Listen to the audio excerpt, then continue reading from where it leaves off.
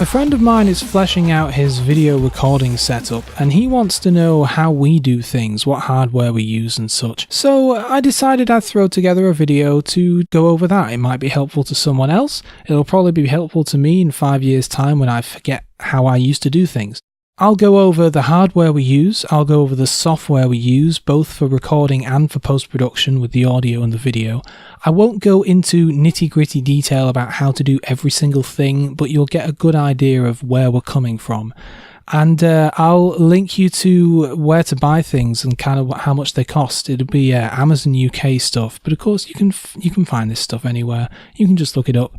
There'll be links in the description, along with links to the software. There'll also be one or two little things at the end talking about the range of Xbox One controllers and the power supply that the HD PVR2 uses, because Ben was asking about that specifically. That's less useful but still interesting stuff, so I left it in there at the end. Enjoy! This is a high-level overview of my physical recording setup. It looks a little complicated, but I'll bring us through it.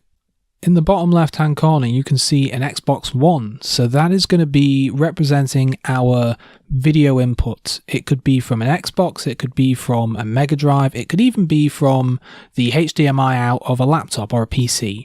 Anything really, as long as it's not got HDMI security protection on it, like as long as you're not trying to copy a Blu-ray or something, it will be just fine. And that goes into the capture box. So that's a HDMI cable in this case that goes into the HDMI in on the capture box. Next, we have the pass-through that comes out of the HDMI out on the capture box and straight into the TV. Now this is a processing-free, latency-free, you're just seeing what the console is outputting. This is what you're going to use to watch the game as you're recording it. The capture box is also doing the number crunching on recording your video, encoding that video, and it's connected by a USB 2 cable to your computer. And your computer is just running the Hauppauge capture software or whatever software you're using and saving that file to disk. So it's saving the video and audio from the game. The preview that you see on your screen, on your laptop screen, on your PC screen is a second or two delayed because it's the video coming in after it's been processed by the box. So where the output straight to the TV is instant, everything you're getting on the laptop is delayed. That's where a little clever trickery comes in, because if you do nothing else, then the game video and audio are coming out of your TV set. But if your speakers are on the TV, that's going to get picked up by your microphone and you're going to have this weird echo of the recorded game audio and then what's being picked up by your mic. And also, if you're wearing headphones, it's a thing. So what I do to get around this, I have a new TV and I have an old TV, and they both have a 3.5mm jack headphone output. So hopefully this is something that's pretty standard on TVs. I've found it to be the case. So I use the headphone out on the TV. I tell the TV to not output through its speakers, only output through the headphone out. And I connect that to the microphone in on the laptop. Because my laptop, I think this is something that would just work with anyone's, but don't quote me on that, I'm not sure. But my laptop doesn't have a line-in port, and a line-in is basically taking the audio out from something else that should go to speakers and inputting it into a computer. That's what line-in is. But my computer doesn't have that because it's a laptop and they often don't. But if you take your laptop's external microphone port, you want to set the volume of the mic to 0. You don't want to, and again, I could be wrong here, but I think when you turn the volume up, it might be pushing voltage onto that line, and that would be not good. So you leave that on 0, maybe kick the mic boost up 10 decibels, but then you control the volume coming in from the TV, from your headphone out from the TV. And that allows you to hear latency-free game audio through the computer. We'll get to exactly how in a moment. Suffice it to say, the audio from the TV, which is latency free, is now being pushed out of the laptop And that's where we get to the conversation between the microphone and the computer. This is a great microphone. It's a USB mic, which also has a headphone port on the actual microphone. So the laptop is connected to the mic via a USB cable, and it also acts as a sound output device. So the audio from the game, which is latency free coming from the headphone out from the TV, is being routed out to the microphone as an audio device. The microphone is also capturing your voice, of course, and that's being recorded, and that's where we get to the next step. I find with this microphone that it's not loud enough. You can listen to yourself without any delay straight through the mic. The mic has a monitoring function. If you try to listen to yourself, and you can do this with any microphone as standard, if you have a microphone on your computer and you go into the recording properties and you find the listen to this microphone button and you press it, you'll find that there's a delay. And even a small delay of 50 milliseconds, 100 milliseconds is enough to stop you from talking. It's very difficult to talk over yourself with that delay. It's let's just call it impossible. It's crazy. You should try it. It's a weird mind hack. But thankfully, this microphone has a monitoring function without any delay that goes straight through the mic itself. However, that's very quiet. Even if you on the laptop kick the volume of the game way down, it's still, none of it's loud enough. So I got my hands on a four-way stereo headphone amplifier, and all this does is, well, what you imagine it does. You put one audio in, it's a 3.5mm jack on the microphone, and it goes to, oh god, I don't know the number off the top of my head. I'll probably flash it on the screen, but the bigger one, the one that I don't have anything that connects to it, so I had to send off for some adapters. And then that can split out to 4 different headphones. And what that's doing then is allows up to 4 people to have their own volume control, and also I'm kicking the volume of the microphone way up, which means I have to kick the game audio way down, or else it'd be too loud. And you can really hear yourself quite clearly. And that just lets you know, like, is there background noise? Am I banging the mic? Am I not close enough? Am I too close? Like, you really need to be able to hear yourself. It's a game changer. And that's the basic high-level setup. To get to some of the nuts and bolts of what this actually means, if you leave everything set up, if you have the TV and the capture box and the headphones and the microphone and the amp and basically everything except the computer and the console all set up, then when you come to want to record something, all you have to do is connect the console to the HDMI in, and then there are simply 3 cables that have to go into the laptop, which I have hooked up to some USB extension cables just for convenience, so I can stretch them across the room, because the laptop has fans and it gets a little noisy and that can be picked up on the mic, so it's nice to be able to have the laptop far away. And it's literally 2 USB cables and 1 3.5mm audio cable. So that's the microphone is USB, the capture rig is USB, and the studio audio coming from the TV is the 3.5mm cable, and that is literally it when it comes to hardware. Voicemeeter Banana is a free software audio mixer with a bunch of neat features and the ability to record built in. It served me very well, and it looks complicated as heck, but there's not too much you need to know. I'm not going to try and teach you how to use Voicemeeter Banana, and there's 1,000,001 features. Basically, it allows me to have 3 hardware inputs. So in this case, if you're looking at my screenshot, you can see the first one is the external microphone, which I've mentioned is the TV. It's the line in that's coming in from the TV set, so that's just a studio audio, that's not getting recorded. The second is my actual microphone, which is being recorded, and I can see the levels of it as I'm speaking. And then the hardware input 3 is just a microphone on a USB camera. I think I don't have that plugged in. The other interesting thing is Voicemeeter will add some virtual sound output and input devices.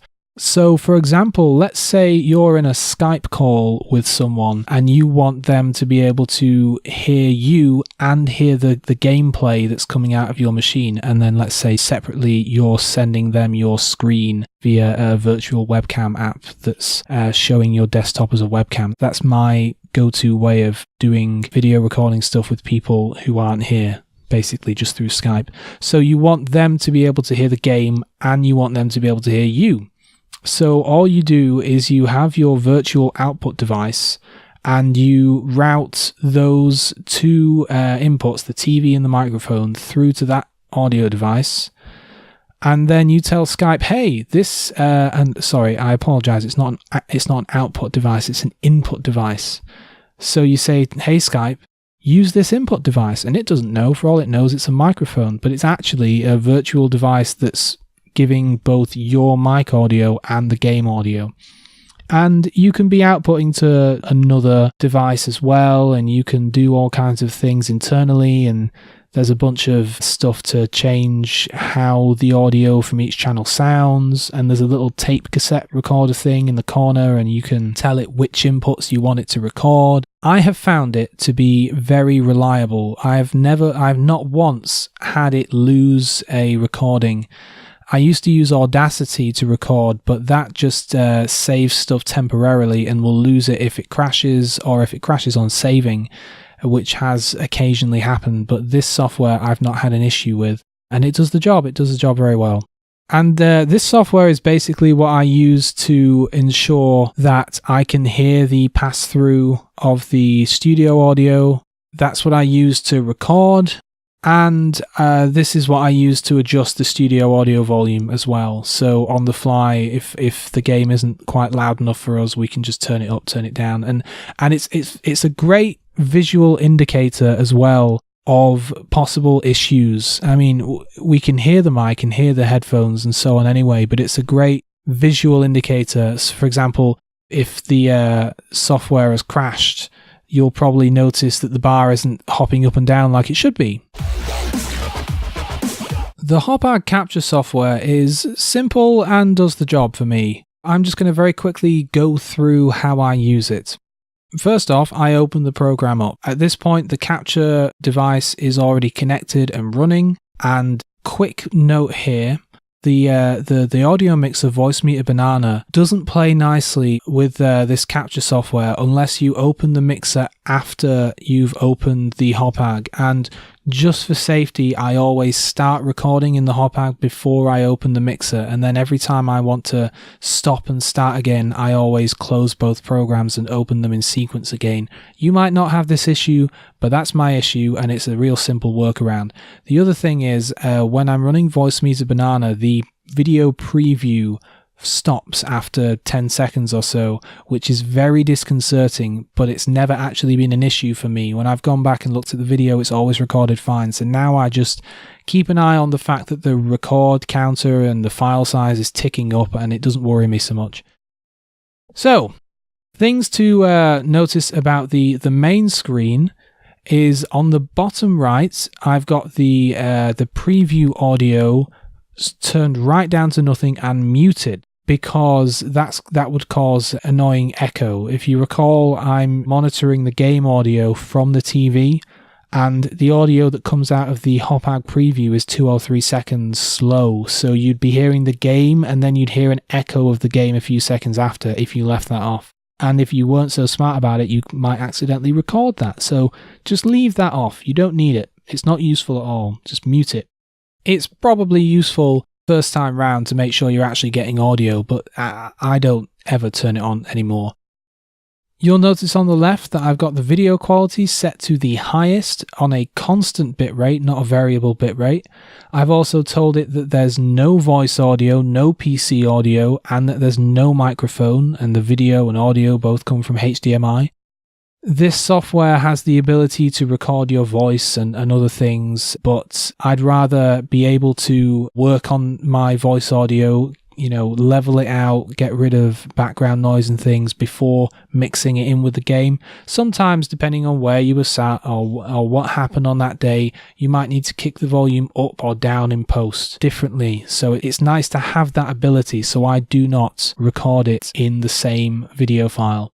Now, if we look at some of the settings, let's see.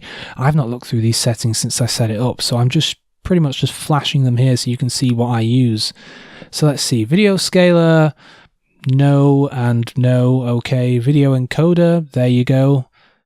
Yep, those are my settings. I have previously had issues with capture stuff being a little too bright and a little too weird compared to the real image I see on the screen, so I may have adjusted these values to account for that.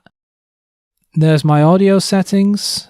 I might suggest actually the use multiple audio tracks for recordings. Maybe untick that, because whenever I drag my audio into Sony Vegas to edit it, it always has 3 audio tracks, and I always have to find the one that actually contains the game audio and delete the other 2, so I should probably untick that. But up to now it's been ticked. Audio decoders. When I clicked on this option, it crashed the capture software, so I don't know what's in there, but it crashed it, so yeah. Microphone, it's not in use. HDMI pass-through, there you go.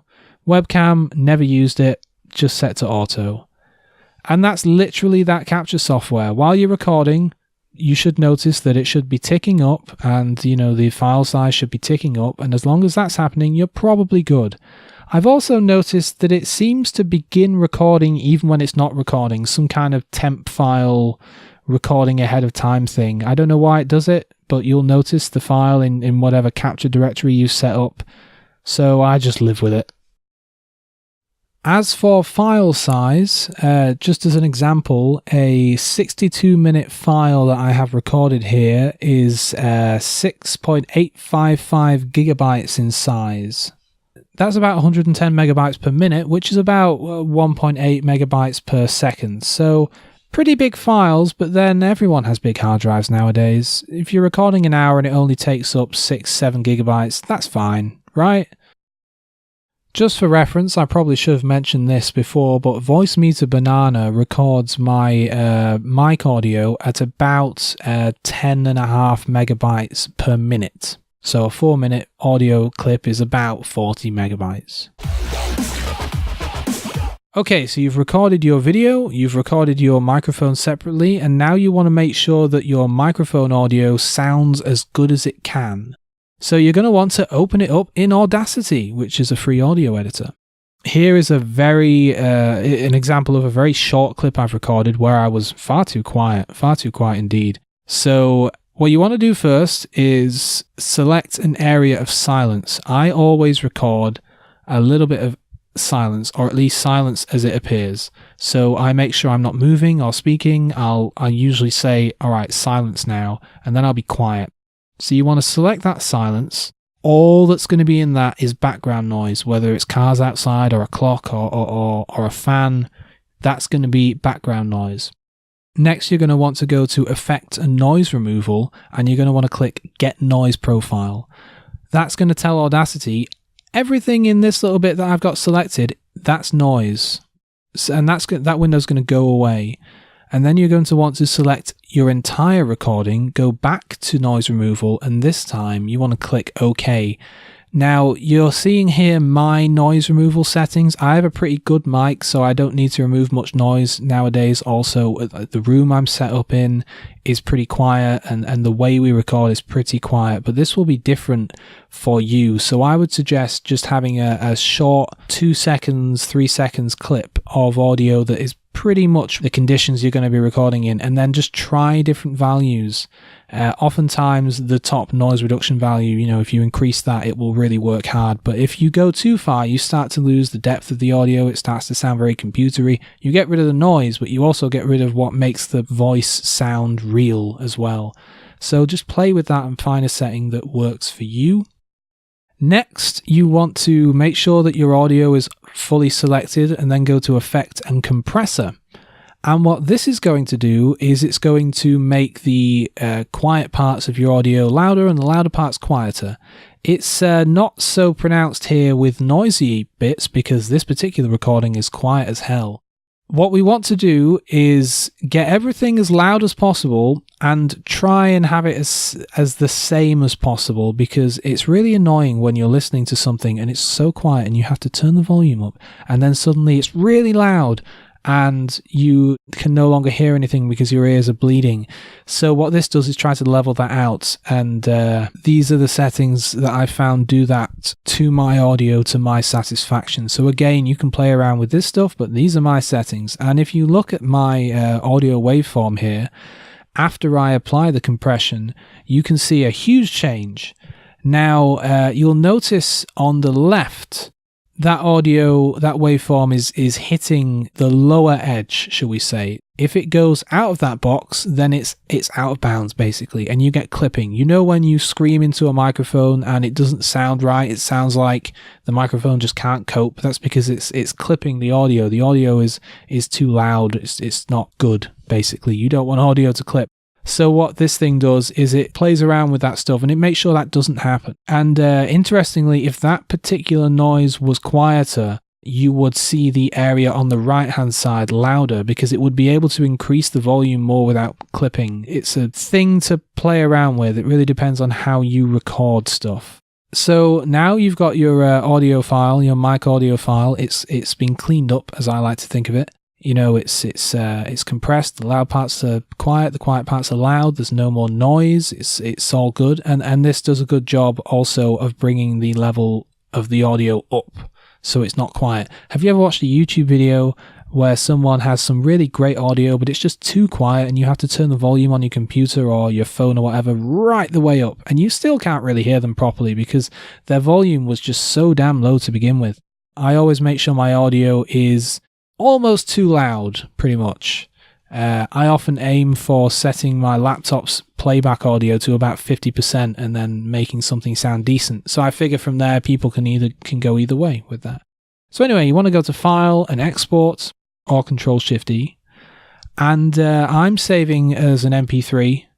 There's not really a particular reason. I could just save as a WAV file, but WAV files are bigger and I might have this audio file for a little while, so screw it. I save as a 256 constant stereo MP3. Again, this microphone is a mono mic, so I don't really need to be saving in stereo, and 256 is fine. I'm not too picky about the details, you know.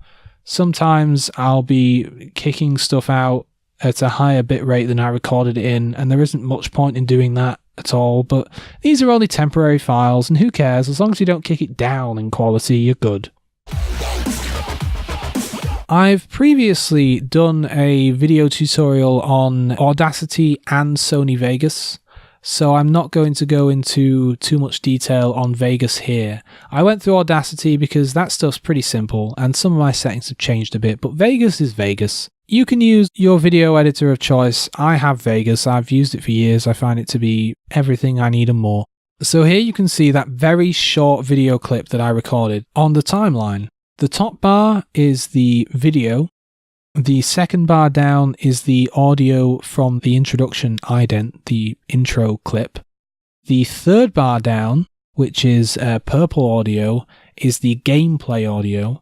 And the last bar down, which is a sort of a teal green kind of a colour, is my voice, my microphone recording. So I have already synced it up, and I'll very briefly describe how I do that. What I do when I'm recording my audio on the microphone is I will have a menu or something up on the gameplay video. Oftentimes it's the Xbox dashboard. As long as I can switch between options, you know, like go up to this, go down to that, or whatever. And as I'm doing that, I say into the microphone, down, down, up, down, down, up, down, down, up. I try and make it somewhat random so that I don't accidentally sync into the wrong thing. And then when I'm trying to sync my microphone audio up with the game, all I have to do is drag it around until the two sync up, until when I say up, it goes up, and when I say down, it goes down. And it takes all of 5 seconds to sync it up nicely, and it's that easy. You just have to remember to do that. You'll also notice, perhaps, that I have my audio levels on the very far left. The bar on the far left is the volume level, so the ident audio is turned quite far down because it's pretty loud, actually. And it never needs to be all that loud to be the same level as the gameplay. And you can see the gameplay is turned way down. I'm considering, and I don't know what it's called, but you know when you're watching a video of someone's gameplay and whenever they stop talking, the game gets louder because it doesn't need to be quiet anymore. I was thinking I might try that, except I don't know how yet. So what I do here is I just keep the game a fair amount quieter, so you can still hear the game in our videos. The floor of the game audio is always way lower than the mic, and you can see the mic here is pretty much just 100% ordinary volume. And what you want to do, remember I mentioned clipping in the Audacity bit, you don't want your audio to be too loud. And the master volume bar in the top right, when you're playing the video back, you will see the level of the audio, and if a little red bar appears at the top of either of those green bars, that means that it has clipped. What you want to do is find the loudest part of your video, which is relatively easy because you can see the waveforms and you can kind of see, all right, this bit looks like it's probably the loudest bit. Usually it's Sean screaming into the mic or some such, because in our case, with the gameplay audio being so quiet, the loudest bit is always the microphone audio. I find that bit and I play it back and I look where it's clipping, and then I drag that master volume bar down. And I play it again. Is it still clipping? I drag it down. Is it still clipping? And I drag it down until it's just barely not clipping. And that way I know that all of the volume is as loud as it can be, and I export it like that. Something that's been a problem for me in the past is resampling. By default, Vegas likes to have smart resampling on. And depending on your video format and what you're doing, that can make the video look weird. So to avoid that problem, I just ensure that every video that I drop onto my timeline always has disable resample in the properties. So I right click the clip, I go to properties, and I just click disable resample. That's it.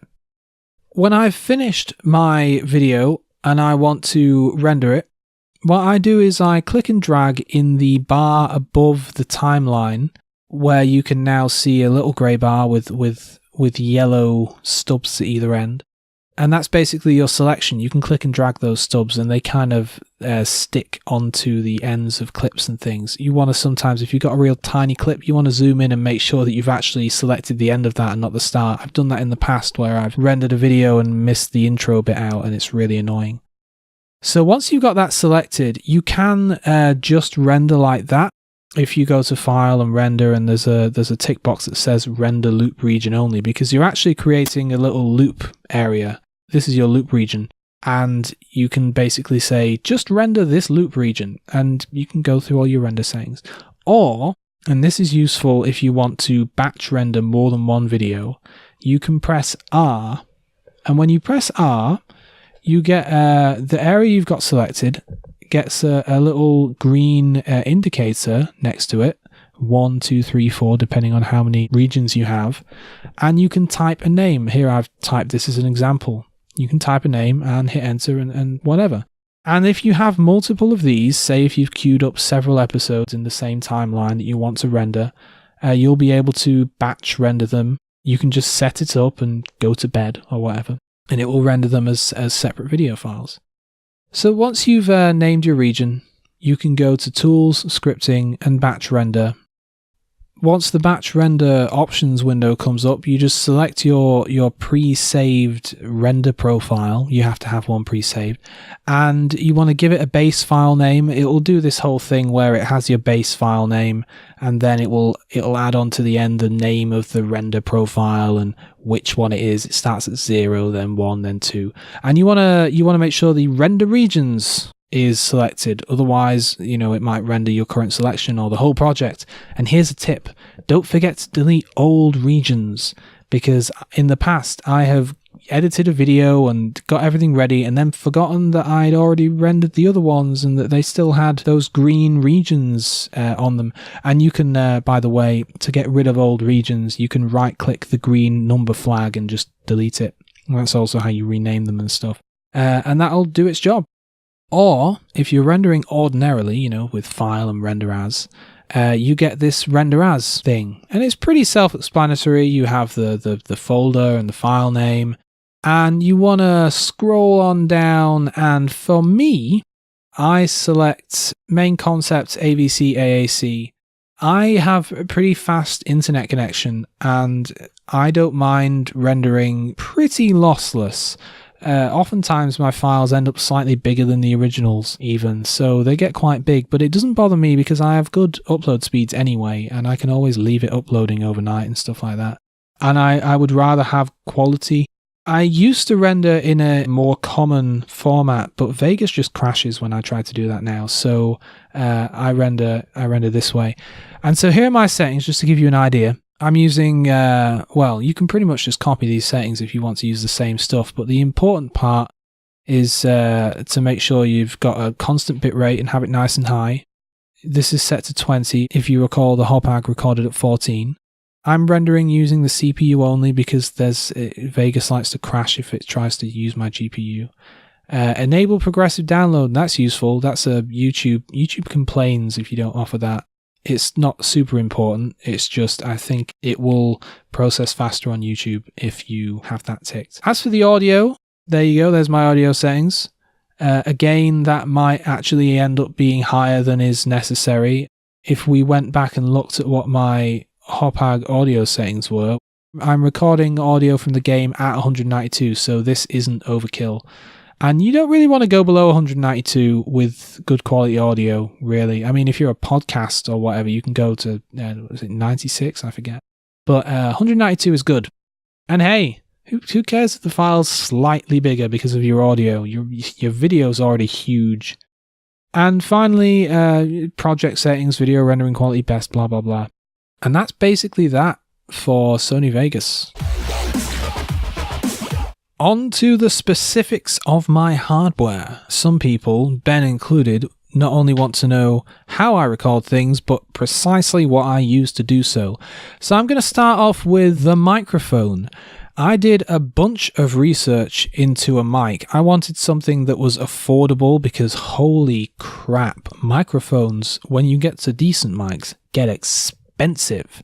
Now I'm probably not using this mic quite as well as I could be, but I think I sound pretty damn great compared to the old mic we had, which was like, hey, you can do karaoke. Buy this for £5. It's on eBay. This is a million times better. This is a really good microphone. This microphone is the Audio-Technica AT2005 USB. This thing is freaking great. This thing only costs about £60 plus postage because you cannot buy it in the UK. I had to import mine from America. In fact, the Amazon listing I'm looking at right now actually says this item doesn't ship to the United Kingdom. I found a seller 2 years ago or so that did, so it's not impossible.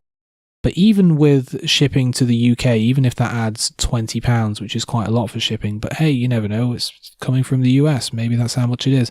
That's still only £80 for a really good microphone. It's USB. It also has an XLR output, so one day if I ever upgrade to a proper physical mixer, I can connect it that way. It's got monitoring of its own audio through the headphone out. It's an audio output device, so you don't need extra cables going to the machine. You can just use the mic. It comes with a little stand. I don't really care because I got my own stand, and the little stand is like a little crappy little desk thing. It's got a volume control rotary thing right on the mic, which I never use, but it's nice to have it there. And it's got an on-off switch straight on the mic that you can mute. And my God, the blue LED is just too bright. Holy crap, it can light up a room. I always have to cover it. It's nice to know the mic's on, but geez, if you get that in your eyes. Now on this mic, to make sure I don't end up blowing into the mic too much, I've got one of those fuzzy mic cover things, which according to Amazon is called a microphone grill foam cover. The one I bought is currently unavailable, but I literally got a pack of 10 for maybe £1 or £2, and it just fit right over this thing. And suddenly it made it look almost professional. As soon as I put this fuzzy thing over it, I was like, holy shit, this microphone looks like a microphone now. I'm also using a couple of them, like I've got one that's cut open at the top and it's around the mic, and I use that to act as a buffer between the mic and the mic stand. And if we move on to the mic stand, I'm using a #1 bestseller on Amazon, apparently. It's the Ace Electronic Desktop Mic Studio Microphone Suspension Boom Scissor Arm Stander Holder. Oh, Jesus. It's cheap. It's £11 for what it is, and it does the job. It's not huge. It's not big or anything. I have the mic mounted on a bit of a stand behind the TV, and then I just have this thing stretching out. But it can mount to desks and things, and it's just so useful to be able to place the microphone anywhere in a 3D space. You know, need it higher, need it lower, need it closer, need it further away, somewhere to the left, somewhere to the right, because it rotates as well. You know, for £11, it's a good bit of kit. It's never come loose. It's never lost its firmness or its spring or its anything. It's done a really good job. I also have a pop filter, which I should be using now. I'm not. I'm just holding the mic. I'm being very naughty. I'm just holding the thing. But the pop filter is to stop the. It's a bit like what the fluffy thing is. It's to stop the sudden rushes of air coming from your mouth when you make certain noises, and also to protect the microphone from oral excretions. You can get up on a mic, and then what if someone else wants to use that mic? You know, you don't want to get that mic all dirty. So I have that just, well, we don't have it on at the moment, but when I do use it, I have it just mounted on the boom arm, and I have it placed in front of the mic. The one I bought is called Studio Microphone Mic Windscreen Pop Filter Swivel Mount Master. They've spelled shield wrong. Jesus Christ. But it's a fiver. It's £5. It does the job. I used to use just a pair of old tights on a bit of wire that I'd bent, and that wasn't very attractive, but that did the job as well. But when I got the new mic and the new stand, I thought, you know what, extra £5, I'll get something legit. And it works fine. I store it in a bag, in a plastic bag, because if you just leave it lay out, it really collects dust and it's a pain to clean. So I always make sure and cover it up. The same goes for the microphone. I always have a little cloth bag just over the mic so that I can leave it on the stand, and when I come back to it, even if it's a week or two later, it's not gotten dusty.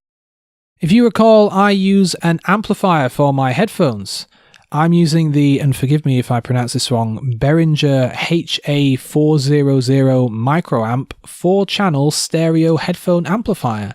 This thing is £21 with Prime, at least it is on Amazon. You can probably get it cheaper elsewhere. So it's a bit pricey, but it is invaluable for us because, as I've said, the monitoring your own audio coming out of this microphone is too quiet. It's too quiet. So this just allows you to really kick it up a notch. It was a great buy. It was something we limped on without for a long time, but it really makes all the difference.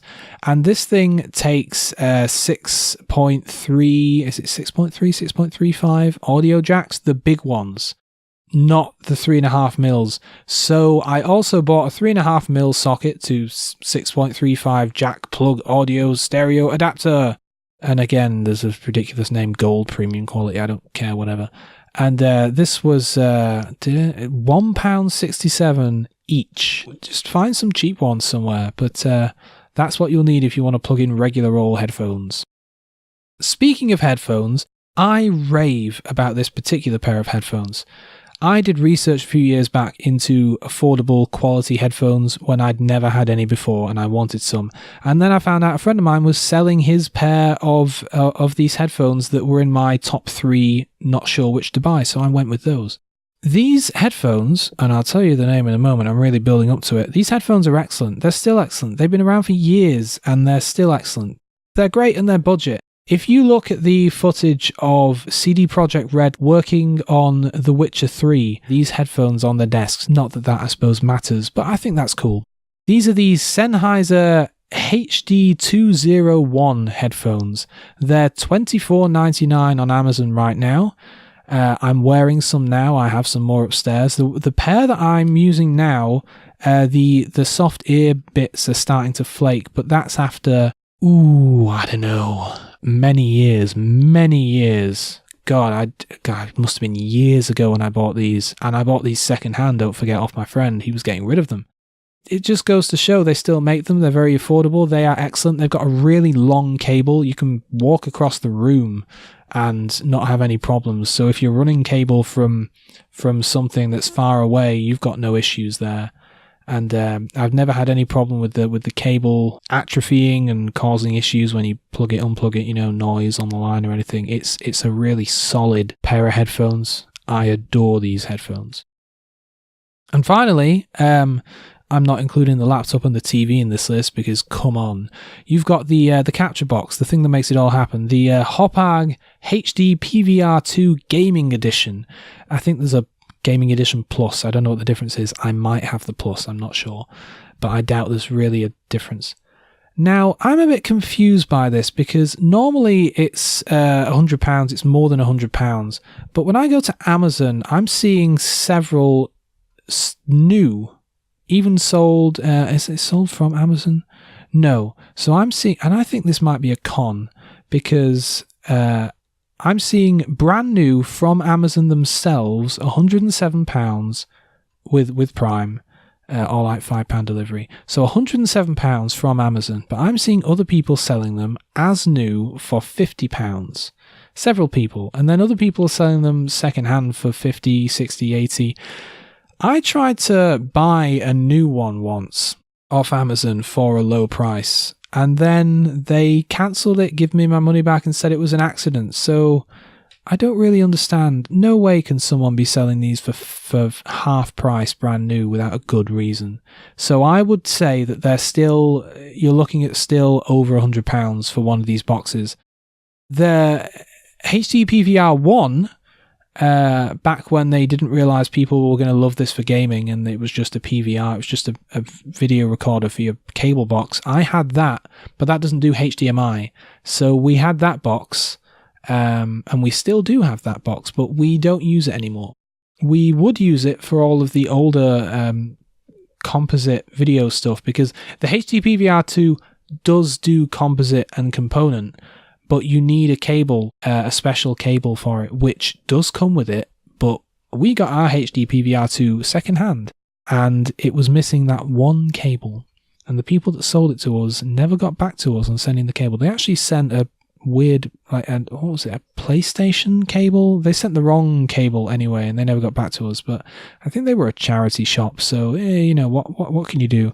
We could buy that cable for an extra 20 quid or something from Hauppauge, but I digress.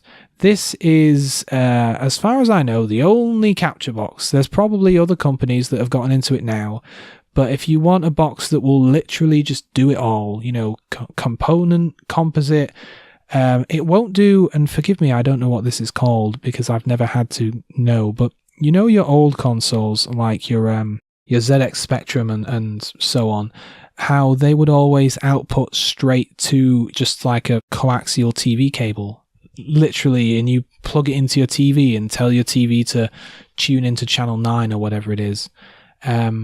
Those things are literally putting out an RF, like a radio transmission basically down that line.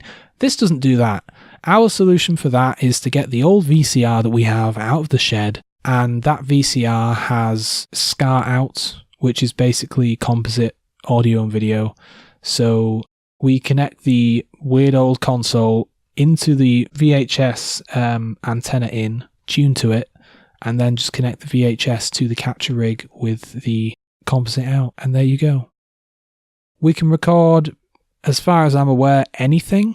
I'm not sure there's anything we can't record. The way we record allows us to play with our game audio levels, our microphone audio levels, and touch things up and clean things up afterwards. Everything is high quality, everything comes out looking nice, sounding nice. I'm very pleased with this setup. If I could add anything to the setup, it would be a second microphone. At the moment, we have the mic sat in between us, in front of us, in between us, and we have to be quite close to the mic because it's meant to be a personal microphone. So if anything, I would get a second mic. Here's another interesting side note. We record upstairs in a corner of my bedroom, aka the studio, because it's quiet, it's away from other people, and we can close the door and the window. So how then, you ask, do you get the game video and audio from your Xbox, which is downstairs, up to the capture system, which is in your room? Well, we already have a HDMI cable running up through the floor for a media center. And all I do is disconnect that cable from the TV downstairs, plug it into the back of the Xbox, and then upstairs it's plugged into the capture rig. This is useful information if you want to do something like that, because the Xbox One controllers are really terrible for range. So to put it into perspective, the Xbox One, the original Xbox One, not the Xbox One S, and the original Xbox One controllers, because they've changed now and they've improved. The original controllers had such a poor range that the Xbox is actually raised. It's about halfway up the room. It's up on a shelf, and it's directly below my bedroom, and it's maybe 4 meters away from the controllers. And the only thing in the way is one floor, which is, as far as I'm aware, mostly wood. It's literally ceiling, floor, and then controllers. And that is enough to block the signal. Now, if you think back to the Xbox 360, I don't know about you, but I tested this. You could go to the other side of your garden, your back garden, go to the other side of the garden, and the signal wouldn't go away. They were really good. And these new ones are terrible, really terrible. However, the new controllers that come with the Xbox One S, and presumably the only ones they sell now, hopefully, the ones that have built-in Bluetooth that allow you to sync it with your Windows 10 machine, they have an improved range, and with the exact same setup, they no longer drop out for us. So we use those new controllers without issue. One final additional note just for Ben, I don't think it'll be particularly useful for anyone else, but if you have a HD PVR2 and it's missing the power adapter, then a quick Google will give you this information, but basically you want a 6 volt 1.6 amp power supply. That's what Hauppauge say on their website. That's not actually what I have. I just had a look at mine, and it was I forget exactly. I think it was a 7 volt 1.66 amp, but that's about right. If you go on Amazon, you see 5 volt adapters, which will probably do the job. Low power stuff like this often doesn't mind being slightly off one way or the other. And it's likely, I'm guessing from experience, that the reason all these cheap adapters are all 5 volts and the official one is 6 volts is that it's more likely that you can find a cheap 5 volt adapter that you can just repurpose for the Hauppauge, or pretty much just say, here's a 5 volt 2 amp adapter, just plug it in the Hauppauge, it'll work. And you know what, it probably will. So yeah, you can either buy one from the Hauppauge themselves for $12, whatever that is in pounds, or buy one on Amazon for kind of the same amount of money, to be honest.